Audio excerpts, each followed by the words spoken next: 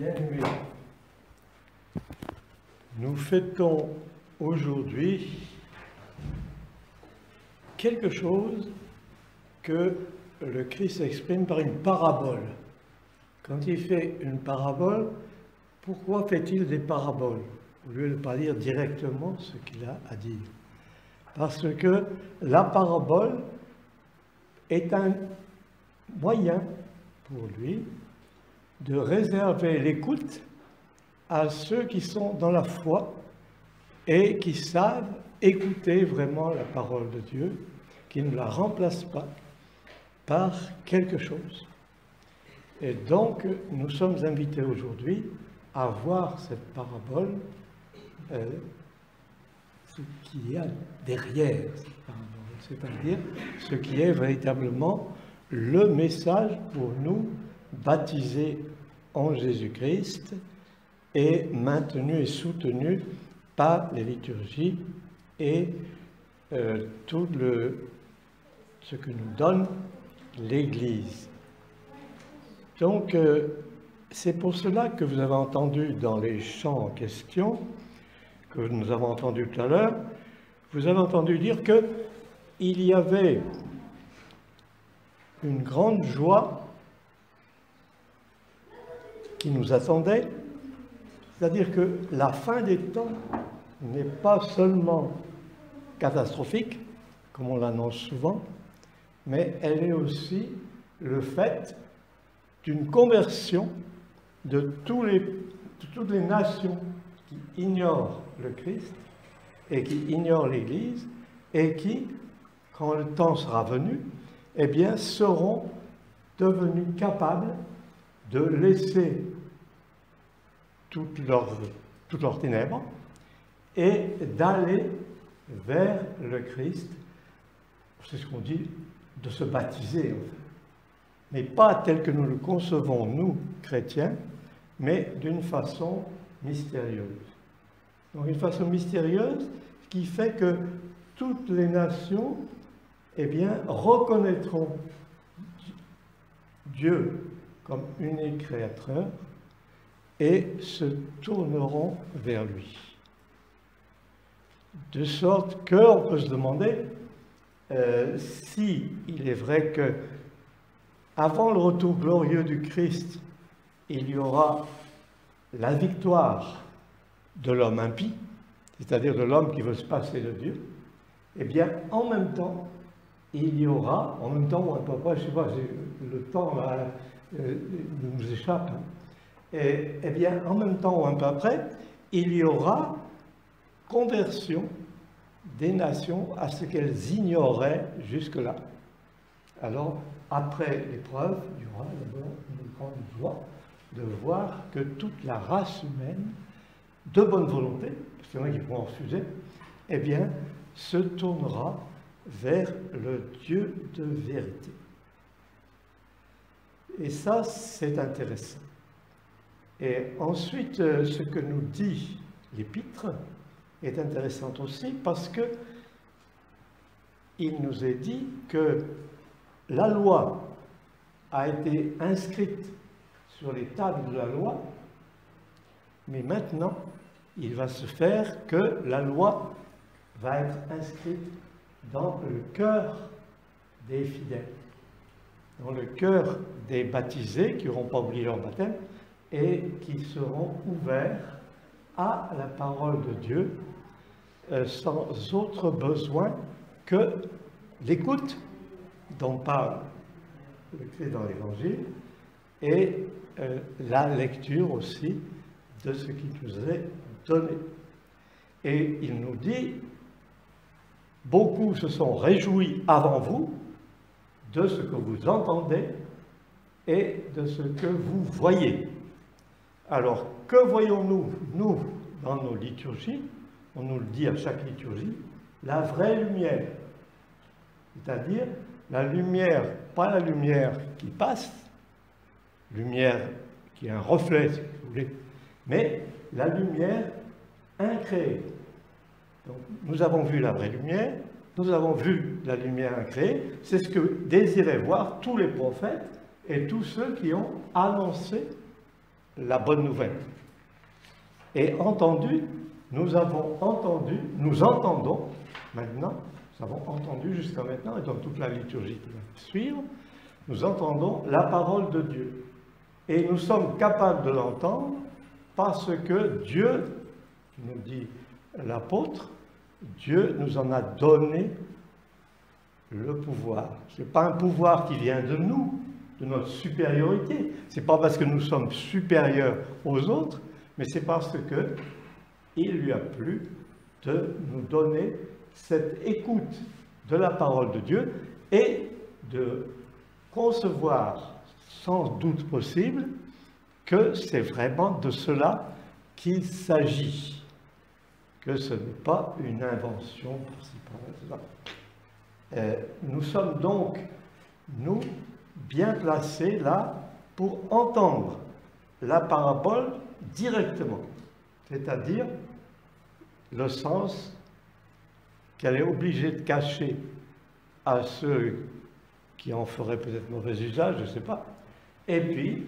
à nous qui le recevons parce que nous sommes fidèles au Père, au Fils et au Saint-Esprit depuis que nous avons été baptisés et ensuite que nous avons bénéficié des sacrements et de cette écoute aussi petit à petit qui nous a ouvert au mystère sans que nous confissions le mystère comme les scribes, le docteur en théologie là, dont il est question dans l'Évangile, et puis les savants de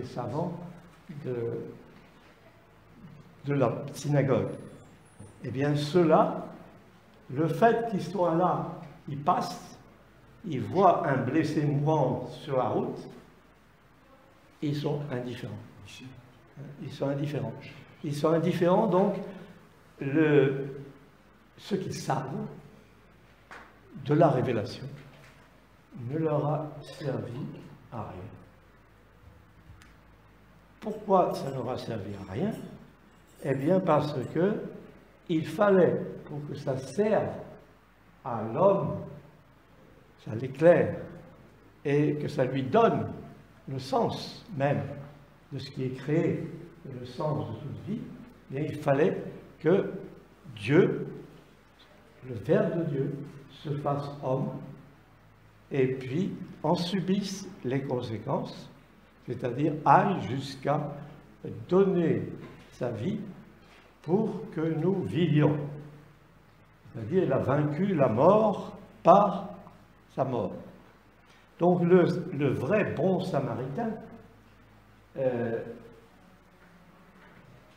eh bien, ce n'est pas simplement, comme le voit le savant, là, celui dont il croit parler, mais c'est véritablement quelqu'un qui est à la fois parfaitement Dieu et homme parfait, et qui à ce moment-là peut nous libérer de la mort. Il a vaincu la mort par la mort, et c'est ça que nous vivons au baptême. Nous vivons aussi en même temps la résurrection, et chaque fois que nous sommes dans une liturgie, nous vivons, si nous le voulons bien, cette mort-résurrection. Et donc, le bon samaritain, comme l'ont enseigné les pères de l'Église dès les premiers siècles, eh bien, le bon samaritain de cet évangile, c'est le Christ lui-même. C'est le Christ lui-même qui était le seul à pouvoir enlever la race humaine au malin et au mensonge, à la vanité, enfin tout ce que ça comprend. C'est cela que nous fêtons aujourd'hui, c'est-à-dire que nous fêtons aujourd'hui le fait que la victoire est acquise et que quoi qu'il puisse arriver, pour peu que nous ne dévions pas de ce qui nous a été demandé, eh bien, nous avons gagné. La vie a gagné. La vie a gagné. La vie qui ne connaîtra pas la mort, c'est ce que nous dit le Christ lorsqu'il nous dit, celui qui croit que le pain et le vin que nous offrons dans le mystère eucharistique est ma chair et mon sang, et s'il le croit vraiment, eh bien, il ne verra pas la mort. Alors, nous pouvons dire aujourd'hui que si nous n'oublions pas cela, eh bien, nous ne verrons pas la mort, nous passerons au travers de tout ce qui est morbide, toute mort, pour ressusciter en Christ et avec le Christ. Et pourquoi dit-il avec précision ce qu'il fait? Qu'il pense les plaies, qu'il met de l'huile sur les plaies, etc. Il semble, ce bon samaritain, il semble être celui qui guérit, alors que ce qu'on attend, la guérison, on attend le médecin, etc. Donc le vrai médecin, c'est le Christ. Et le Christ qui, lui, va véritablement guérir de la condition mortelle. Nous sommes guéris de la condition mortelle à condition que nous ne mettions pas en doute cette réalité intérieure inscrite dans notre cœur, comme le dit l'apôtre. Et cette inscription dans notre cœur est beaucoup plus solide parce qu'elle est orientée vers Dieu que toute autre intervention. Donc aujourd'hui, nous fêtons cela. Le Christ vient nous dire, mais sous forme de parabole, que son incarnation, ses souffrances, ses douleurs, le fait qu'on ne comprend pas ce qu'il dit, etc., tout cela, il l'assume et par là même, il nous emmène avec lui vers le triomphe de la vie véritable. Nous devenons des vivants. Nous étions des morts par procuration, puisque si je considère que je suis mortel, je suis déjà mort. Donc, il nous invite à ne pas avoir ça, à voir que dans notre cœur, non. Nous ne sommes pas mortels, nous mourrons, mais ce sera une traversée comme la traversée de la mer Rouge pour le peuple élu. Et il est dit du peuple élu même que lui-même, il ira vers et reconnaîtra ce qu'il n'a pas reconnu jusqu'à maintenant, c'est-à-dire il reconnaîtra que le Christ est Dieu et homme, les deux natures. Donc on a eu une grande fête, c'était l'Assomption, et nous avons la suite de cette grande fête qui est ce rappel de l'essentiel de ce que nous avons reçu. Et acceptons-le avec simplicité. Si vous ne devenez pas semblable à des enfants, vous n'entrerez pas dans le royaume de Dieu.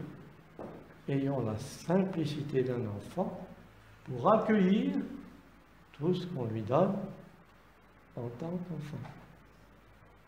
Et de ce fait, nous devenons enfants de Dieu par le Christ ressuscité, par le Christ incarné, par le Christ ressuscité. Alors, demeurons, quoi qu'il arrive, fidèles à cette nature qui nous est rappelée, parce qu'elle était dans le destin prodigieux de la race humaine. Eh bien, sachons voir qu'elle est là et qu'elle est beaucoup plus solide que ce qui est gravé sur la pierre, comme l'étape de la loi de Moïse. Et ce qui va se passer aussi, c'est que le Christ dit à un autre moment, le ciel et la terre passeront, mais ma parole ne passera pas. Ça veut dire le ciel et la terre passeront. Le ciel, c'est les lois. Les lois de Moïse. Pourquoi dit-il elles passeront? Parce qu'au lieu d'être lues à la lettre, elles seront lues par l'esprit, par l'esprit. Et c'est ce qui va se passer, et c'est dans ce sens-là que toute l'humanité deviendra capable de se convertir, sauf ceux qui seront prisonniers de la haine ou de la rancœur. Alors que le Père, le Fils et le Saint-Esprit soient notre guide et notre présence. Qu'ils soient présents. Amen.